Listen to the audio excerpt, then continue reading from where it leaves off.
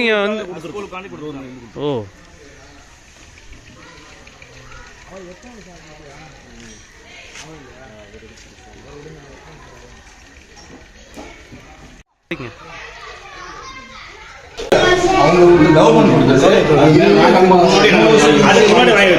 Government தரதுக்கு முன்னாடி நீங்க வந்து ரெடி பண்ணி கொடுத்தது எல்லாமே இன்டர்நெட் எல்லா கலெக்ஷனும் இங்கே இருக்கு.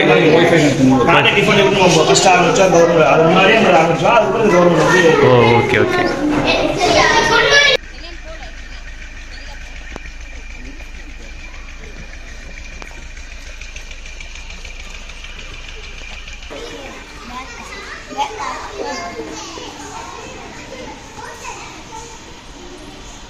எல்கேஜி எல்லாமே வந்து எல்லாமே கீழே இப்போ 5th வரைக்கும் கீழே உட்கார மாதிரி தான்.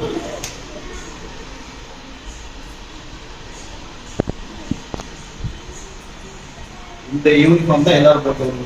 ஓ இது வந்து ரெகுலராகவே டெய்லியும் இந்த எல்கேஜி யூகேஜிக்கெல்லாம் வந்து ரெகுலராக இந்த யூனிஃபார்ம் தான். இது இல்லாமல் ஜெர்சி மாதிரி எதாவது கொடுக்குறீங்களா? மொத்தம் 3 யூனிஃபார்ம் உங்கள் 2 என்னமோ சொன்னீங்க. எத்தனை செட்டு கொடுப்பீங்க நீங்கள் கொடுக்கும்போது?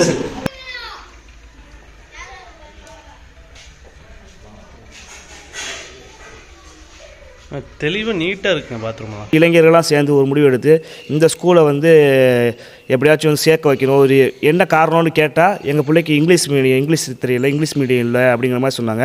அது மாதிரி நம்ம வந்து இங்கிலீஷ் டீச்சர் நம்ம போட்டு ஒரு 3 பேர் இங்கிலீஷ் டீச்சரை போட்டு நம்மளே இப்போ சம்பளம் கொடுத்து இளைஞர் நம்ம சம்பளம் கொடுத்து வச்சு 3 டீச்சரு எல்கேஜி யூகேஜிலேருந்து ஃபஸ்ட் ஸ்டாண்டர்ட்லேருந்து தான் வரும். நம்ம எல்கேஜி யூகேஜி அதில் பேசிக்காகவே அந்த பிள்ளைகளை வந்து அங்கே சேர்த்து, ஏன்னா எல்கேஜி யூகேஜி வேறு ஸ்கூலில் சேர்ந்தாலும் அப்படியே கண்டினியூ ஆகிடுவாங்க. அதனால் எல்கேஜி பேஸாகவே இங்கே வச்சு எல்கேஜி யூகேஜி டீச்சர்ஸ் போட்டு இங்கிலீஷ் நாலேஜ் பிள்ளைகளுக்கு ஸ்டார்டிங்லேருந்து வரணும்னு சொல்லி நம்ம வந்து 3 பேருக்கு சம்பளம் கொடுத்து இளைஞர்களாக சேர்ந்து இப்போ கிட்டத்தட்ட 20 பேர் படித்த ஸ்கூலில் இப்போ 120 பிள்ளைங்க படிக்குதுங்க.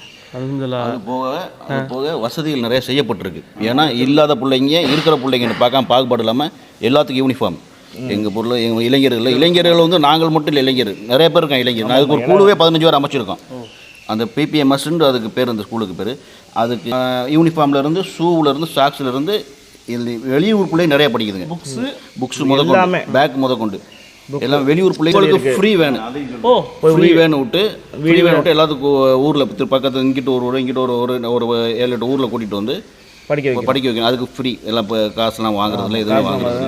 இப்போ எனக்கு ஒரு சந்தேகம், நார்மலாக ஒரு ஸ்கூல் வந்து ஒரு அரசாங்கம் வந்து நடத்திட்டு இருக்காங்கன்னா அதில் வந்து அது தமிழ் மீடியமாக இருக்குது அப்படின்னா அது இங்கிலீஷ் மீடியமாக மாற்றுறது வந்து ரொம்ப ரொம்ப ரொம்ப கஷ்டமான ஒரு வேலை.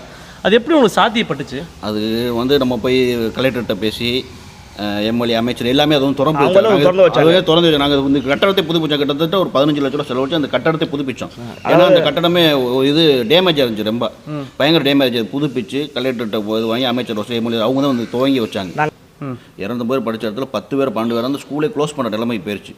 அதுக்கு நாங்களாம் ஒரு ஸ்டெப் எடுத்து நாங்கள் எங்கள் பசங்க நிறைய பேர் எங்கள் பசங்களுக்கு ஹெல்ப்ஃபுல்லாக இருக்காங்க. ரொம்ப ரொம்ப ஹெல்ப்ஃபுல்லு. நிறைய மெட்ராஸில் இருக்காங்க, இங்கே இருக்காங்க நிறைய பசங்க. நாங்கள் மட்டும் இல்லை, அவங்களுடைய ஒத்துழைப்போட எங்கள் ஜமாத்தார்கள் ஒத்துழைப்போட எங்கள் ஜமாத்தார் அவங்களும் ரொம்ப ஒத்துழைப்போட இதை வந்து எப்படியாவது இது பண்ணணும்னு சொல்லி ஒரு முன்னேற்றத்தை கொண்டு வரணும்னு சொல்லி இந்த நடவடிக்கை எடுத்து ஃபஸ்ட்டு ஸ்கூலை பராமரிப்போம். ஸ்கூலை பராமரித்து இங்கிலீஷ் கான்வென்ட் எப்படி இருக்குமோ அதே மாதிரி கொண்டு வந்து இந்த ஸ்கூலை டைல்ஸ் போட்டு அதை போட்டு எல்லாமே பண்ணி கிட்டத்தட்ட 15 லட்ச ரூபா செலவழிச்சு 15 லட்சம் செலவழித்து அமைச்சர், கலெக்டர், எம்எல்ஏ எல்லாத்தையும் இங்கே உள்ள எல்லாத்தையும் ஒரு பெரிய சிவகங்கையிலேருந்து எல்லாருமே வந்தாங்க. வந்து அதை ஓப்பன் பண்ணி